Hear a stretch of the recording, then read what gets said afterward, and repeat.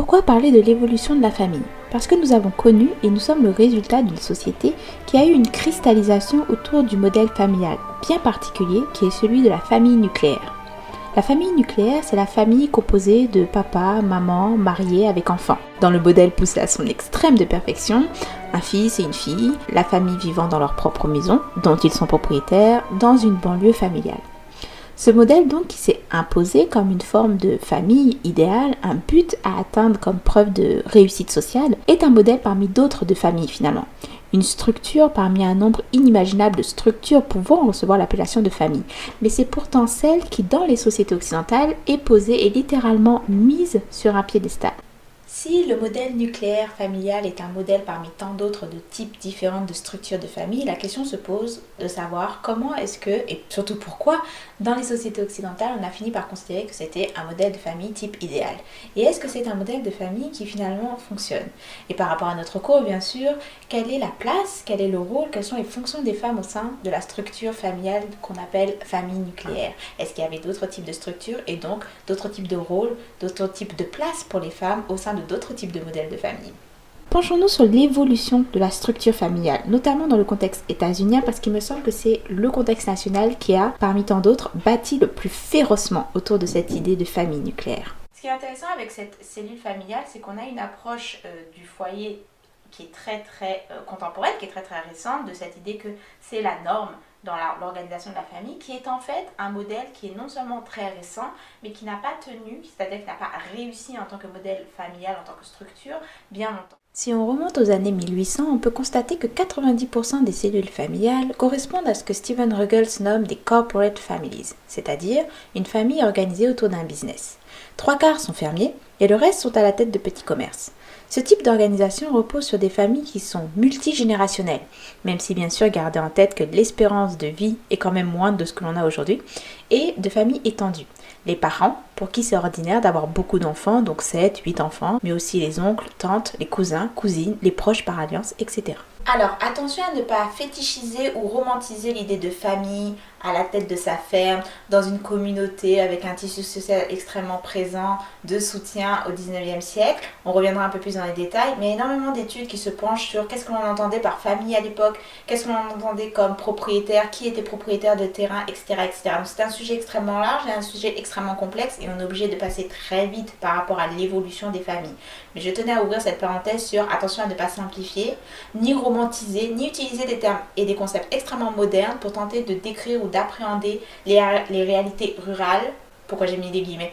Les réalités rurales de l'époque. Autre chose, on parle des États-Unis de fin 18e, 19e siècle. C'est aussi un contexte où il y a encore l'esclavage, d'accord? Donc il y a un contexte également de travail de la terre qui est permis d'enrichir les propriétaires parce que les esclaves travaillent la terre.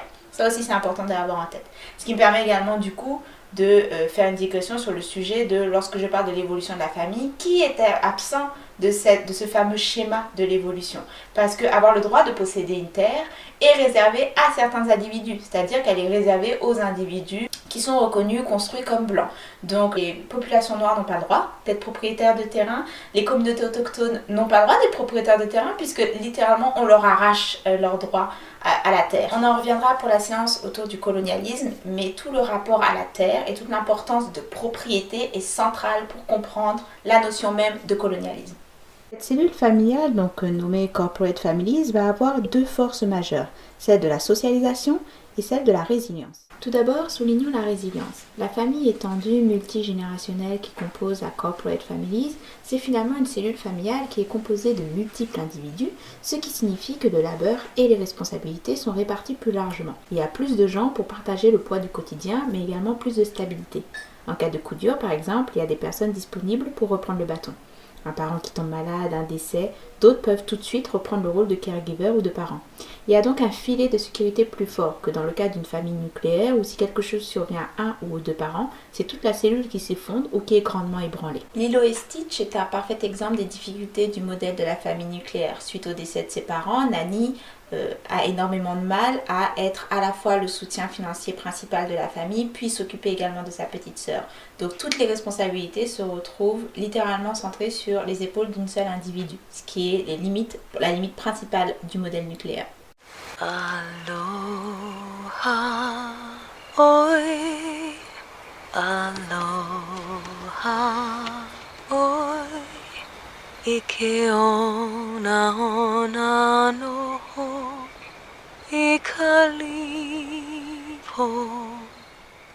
One fond embrace, aho ia, oh, until we meet again.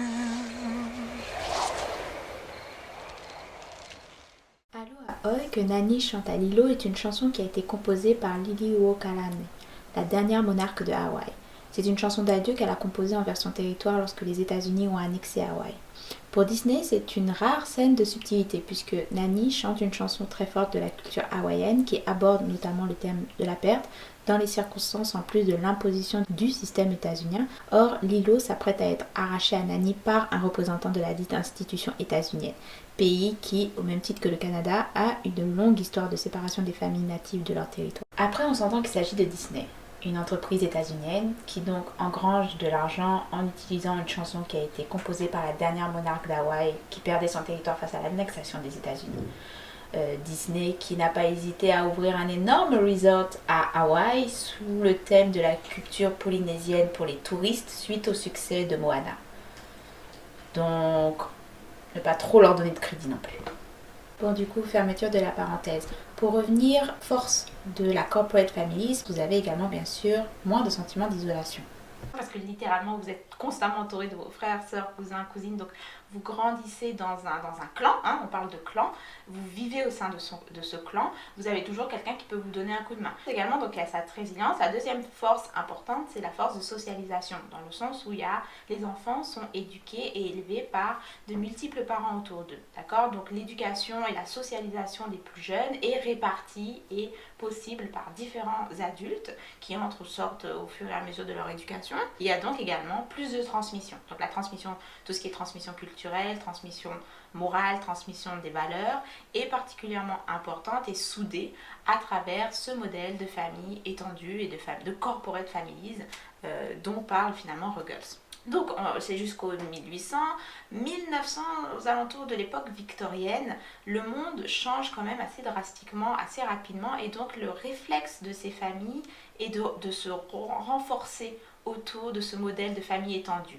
Donc on a vraiment un boom en fait de ce modèle de famille à l'époque victorienne, des familles très étendues qui vivent entre eux, et en termes de nombre de personnes au sein d'un même foyer qui vivent ensemble, c'est le record pendant la période victorienne qu'on n'a jamais plus atteint dans les sociétés occidentales de nos jours. Là, il y a quand même un certain shift autour de l'approche de la famille. On considère que la famille, c'est surtout ce temple, cette espèce de petit paradis où on peut, encore une fois, assurer les valeurs morales.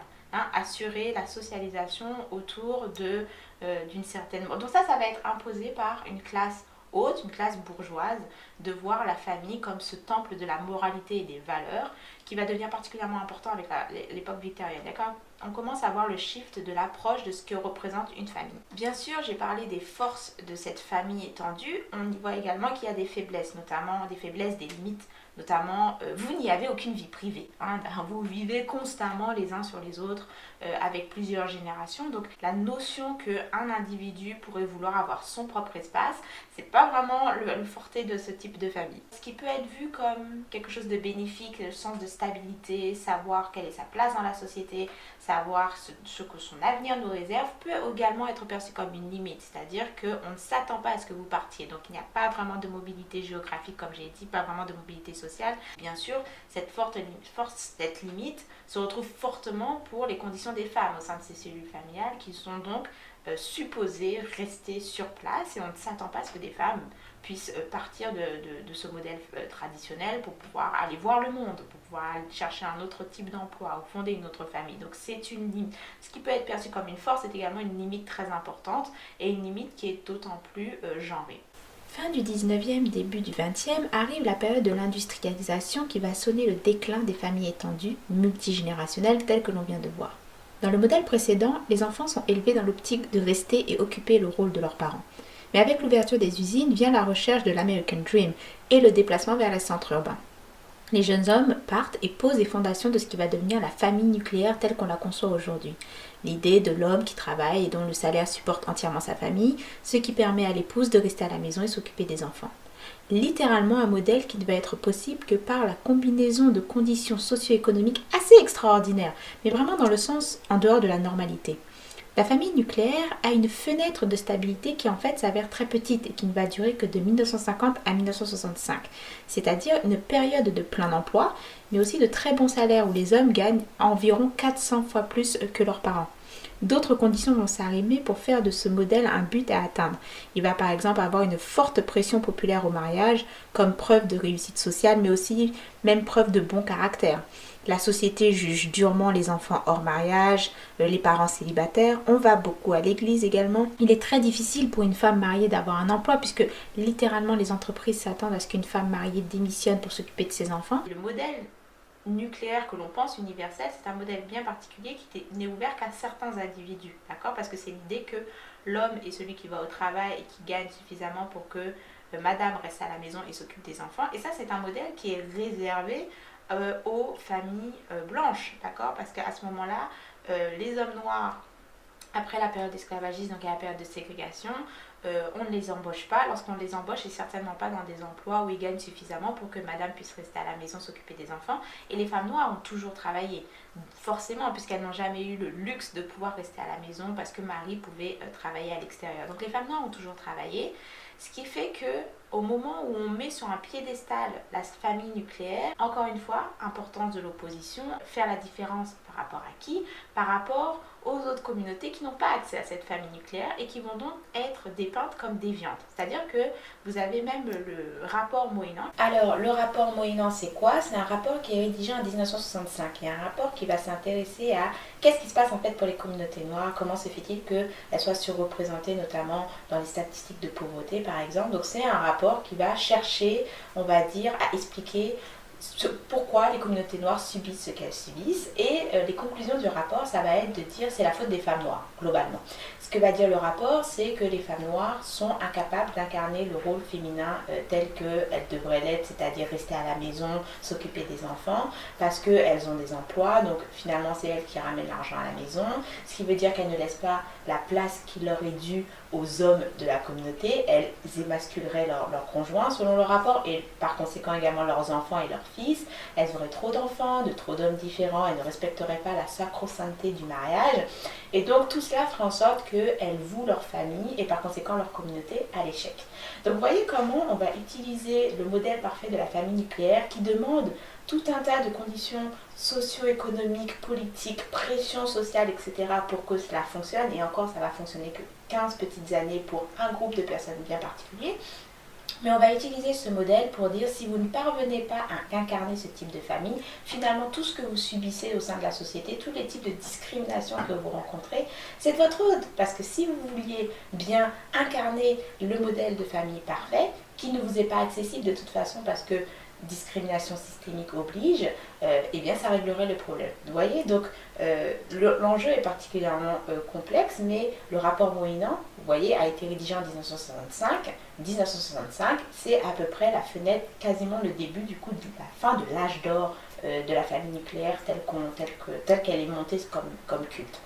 Donc, ces arguments qui sont au sein du rapport Moïnan, on s'entend qui n'a pas été rédigé par un ou une chercheuse issue des communautés noires, mais on peut également retrouver ces mêmes arguments dans certains milieux militants, notamment dans certains milieux militants pour la défense des populations noires. Donc, le Civil Rights Movement, il y avait des grands militants, activistes au sein de ce mouvement qui notamment argumenter pour dire que la place des femmes c'était derrière des femmes noires, pour argumenter pour dire que la place des femmes noires c'était derrière les hommes noirs, hein, que les femmes noires devaient apprendre à laisser leurs hommes à s'occuper. Donc il y avait aussi cette volonté d'atteindre une certaine masculinité, un certain rôle au sein de la société patriarcale qui est lié aux hommes noirs. On pourra en reparler dans notre séance sur masculinité et transformation des familles. Et du coup, ce sont aussi des arguments qui vont être réutilisés même au sein de certains milieux militants au sein de la communauté noire. Donc c'est quand même aussi assez important à noter. Et donc pour revenir au type de pression qui existe au sein de la société pour forcer ce modèle nucléaire, les seules femmes à qui on autorise d'avoir des emplois femmes blanches à qui on autorise d'avoir des emplois, ce sont celles issues d'un certain milieu de classe et célibataires. Donc c'est-à-dire que vous pouvez être secrétaire et vous êtes secrétaire jusqu'à un certain point. Et après, lorsque vous vous mariez, on s'attend à ce que vous partiez. Et encore, on ne parle pas là des femmes issues des classes pauvres, hein, des femmes qui, elles aussi, n'ont jamais eu accès à cette possibilité de rester à la maison et s'occuper des enfants. Donc, vous voyez toute la complexité et surtout la finesse qu'il faut avoir par rapport au sujet lorsqu'on parle de l'évolution des familles, de quelle communauté on parle, de quelle famille, de quel corps. Et pour compenser avec l'absence de famille étendue, les familles nucléaires entre elles sont fortement soudées au sein de petites communautés. Donc le voisinage est très important, on se rend visite de maison en maison, les porches sont ouverts comme on dit, il y a les barbecues, l'église, les groupes syndicaux aussi sont très importants. Finalement, il y a un certain filet social qui vient prendre la place de ce que permettaient les familles étendues auparavant. Mais déjà, les années 1970, les revenus baissent et ce modèle commence à atteindre ses limites. Alors, petite parenthèse, ce qui est intéressant aussi, c'est comment on va avoir une évolution en tant que société par rapport au mariage. C'est-à-dire qu'on a une conception du mariage avant les années 60, donc pendant cette histoire de famille nucléaire notamment, qui est on se marie pour atteindre un certain statut social, pour trouver un ou une partenaire avec qui avoir des enfants, pour éduquer les enfants ensemble, pour avoir une certaine stabilité, d'accord? Après les années 60, on se marie pour personnel individual fulfillment, c'est-à-dire que le mariage devient ce moyen pour l'individu de trouver l'amour, trouver le bonheur, réussir sa vie en tant qu'individu. On ne se marie plus pour les enfants, on se marie pour soi, on se marie par amour. Avant, l'idée de se marier par amour n'était pas commune, c'était pas répandu. C'est-à-dire que l'amour, c'était quelque chose que vous pouviez obtenir petit à petit avec les années companionship. J'ai du mal à trouver l'équivalent en français pour le moment, mais c'est par là que vous pouvez espérer avoir une certaine connexion avec votre partenaire, mais vous n'auriez pas entendu un discours public de se marier par amour. Après les années 60, petit à petit, on a ce shift avec l'importance de l'individu qui émerge, qui, pendant la période, par exemple, qu'on a vu au début avec la famille, cette grosse structure, c'est la structure qui est plus importante que l'individu, avec l'apogée finalement de l'idée de vie privée, l'idée de choix individuel. L'individu émerge de plus en plus comme étant finalement sacro-saint, et le mariage devient le moyen pour l'individu de trouver le bonheur, trouver l'amour, trouver l'accomplissement de soi. De la même manière qu'il va y avoir un shift au niveau de l'éducation des enfants. Au niveau de la famille étendue, la corporate families, on a des enfants et on les éduque pour qu'ils restent sur place, pour qu'ils s'occupent des parents âgés, pour qu'ils prennent les rênes de l'entreprise familiale. Une famille qui réussit, des enfants qui ont reçu une bonne éducation, ce sont des enfants qui restent et qui connaissent leur place dans la société.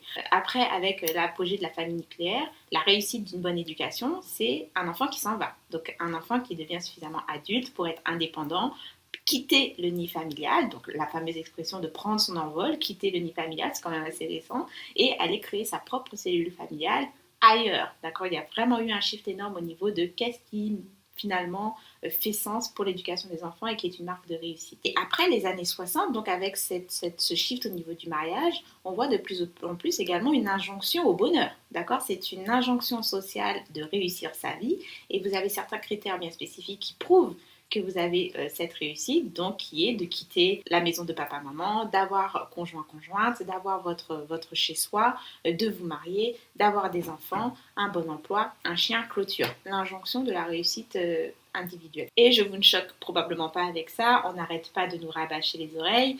Le taux de divorce n'a jamais été aussi élevé dans les sociétés occidentales. On se marie de plus en plus tard, on divorce de plus en plus. Finalement, puisque la base du mariage est supposée être l'amour, s'il n'y a plus d'amour, pourquoi rester marié? Puisqu'on ne reste plus marié pour une histoire d'éducation des enfants, il faut rester marié pour que si jamais ça vous remplit de bonheur, si ça ne vous remplit pas de bonheur, vous êtes supposé divorcer. Donc je caricature. Avec cette injonction au bonheur, on a pu voir également, il y a eu certes une montée du taux de divorce, mais ce qui est intéressant, c'est que ça ne concerne pas toutes les classes. Donc en fait, notamment, on a pu remarquer que les familles issues de classes riches, de haute classe, ont le même taux de divorce qu'il y a 50 ans. Donc, c'est-à-dire que leur mariage reste très stable. Alors que les familles issues de classe populaire et les familles issues de moyenne classe ont vu le taux de divorce exploser. Et on retrouve notamment dans certains discours, notamment les discours dans les milieux conservateurs, les milieux traditionnels, cette idée que si les gens respectaient le mariage, si on restait marié, il y aurait moins de problèmes au niveau de la société. Pourquoi est-ce que, entre guillemets, les pauvres ne restent pas mariés puisque nous, on y arrive? Et en fait, c'est très intéressant parce que Si vous gardez en tête ce que je vous ai expliqué depuis le début, c'est-à-dire qu'avant, la famille étendue, la famille multigénérationnelle, c'était oncle, tante, cousin, cousine qui se partageaient les tâches, qui se partageaient le labeur, et donc il y avait toujours quelqu'un pour donner un coup de main. Lorsqu'on arrive à cette fameuse cellule familiale, la famille nucléaire, et surtout lorsqu'on arrive à l'échec de la famille nucléaire, donc quand il y a cette chute de conditions socio-économiques qui permet à cette cellule de tenir et d'encaisser les coups durs, le filet de sécurité qu'offrait la famille étendue n'est plus présent. Hein. En fait, on s'est rendu compte que les familles issues de classes riches, en fait, parviennent à maintenir leur taux de mariage tout simplement parce que toutes les aides qui étaient offertes par les familles étendues, surveiller les enfants, etc., ce sont tout simplement des services qu'ils ont les moyens d'employer. Donc ils ont les moyens d'avoir des nourrices, ils ont les moyens d'avoir des aides pour l'école, ils ont les moyens d'avoir des nounous à domicile, moyens d'avoir du tutoring, ils ont les moyens d'aller en thérapie, etc., etc. Donc tous les soutiens que vous pouviez avoir lorsque vous habitiez en clan, quelqu'un qui est toujours là pour vous écouter si vous avez vous avez des personnes à qui parler, donc moins de sentiment d'isolement. Vous voulez avoir un petit peu de temps à vous, vous pouvez confier les enfants à quelqu'un d'autre, vous savez qu'il y aura toujours quelqu'un pour garder un œil sur les enfants. Tout ne repose pas en tout le stress de maintenir la famille ne repose pas sur les épaules d'une ou de deux personnes. Et tout ce stress, finalement, ronge le mariage, bien sûr. Donc, vous avez des études là-dessus qui montrent pourquoi est-ce que les familles riches réussissent à maintenir le même taux de mariage, tout simplement parce qu'ils ont les moyens de recevoir l'aide qui est désormais indisponible pour les familles modernes, qui sont les familles qui sont issues de ces familles nucléaires où littéralement vous êtes deux, parfois moins, où littéralement vous êtes isolé et face au même type de tâches, au stress qu'il y avait depuis des générations pour éduquer, s'occuper des enfants, avoir un emploi, etc., etc. Du coup, et ce n'est pas étonnant, lorsqu'il y a cette chute au niveau des conditions socio-économiques qui permettent la réussite des familles nucléaires, c'est la classe moyenne qui va le plus souffrir en fait de cette chute socio-économique parce que c'est cette classe-là qui tendait le plus finalement vers le but de la famille nucléaire et qui n'a pas les moyens, lorsque les conditions changent, et n'ont plus le filet de sécurité, de rebondir.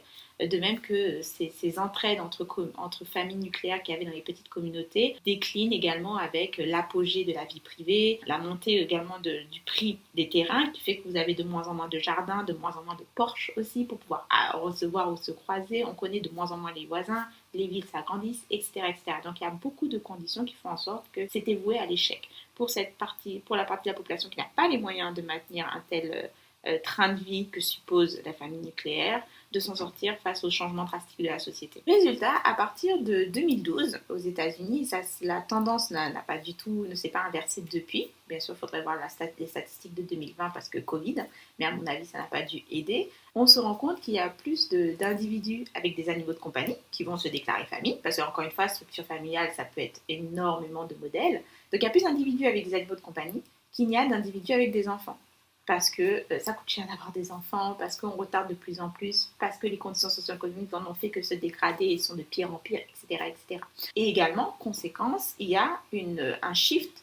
On est en plein dans un espèce de shift au niveau de qu'est-ce qu'on considère comme une famille et comment on peut remédier à tout ce qui a apporté l'échec de la famille nucléaire, notamment le sentiment d'isolation. On a de plus en plus des personnes âgées qui emménagent avec leurs enfants. Alors on a de plus en plus de jeunes qui réemménagent chez leurs parents et on a de plus en plus de personnes âgées qui emménagent chez leurs enfants. On a ce qu'on appelle maintenant des co-parenting, donc des personnes qui vivent ensemble pour partager les tâches d'éduquer leurs enfants et qui ne sont ni conjoints, ni conjointes, ni partenaires sexo-affectifs. Les personnes se partagent l'éducation de leurs enfants. Ça va être également le co-housing, donc une bande d'amis qui achètent ensemble une immense maison pour habiter ensemble et prévoir d'y vieillir. Cette petite anecdote, ça a aussi un impact au niveau de l'architecture. Donc on a de plus en plus de commandes au niveau des architectes de créer des maisons qui auraient plusieurs appartements, on va dire, individuels ou plusieurs entrées, ou alors sur un terrain avoir plusieurs petites maisons parce qu'ils ont prévu que leurs parents viennent réhabiter avec eux ou que leurs enfants viennent réhabiter avec eux ou que d'autres personnes qui considèrent comme la famille partagent les tâches au quotidien, notamment au niveau de vieillesse. Donc il y a tout un shift, toute une transformation au niveau des familles qui se déroule actuellement dans les sociétés occidentales telles que les États-Unis et qu'on peut voir comme étant quelque chose de culturellement très normal, comme par exemple on sait qu'en Italie les jeunes restent chez leurs parents jusqu'à un âge très très avancé, voire parfois ils restent tout le long de leur vie. Au Mexique on a beaucoup plus de familles encore multigénérationnelles et étendues que par rapport aux États-Unis. Je crois qu'aux États-Unis c'est 11% alors qu'au Mexique ils sont peut-être 38%, donc c'est encore très très répandu. Donc c'est vraiment spécifique encore une fois de cette évolution aux États-Unis.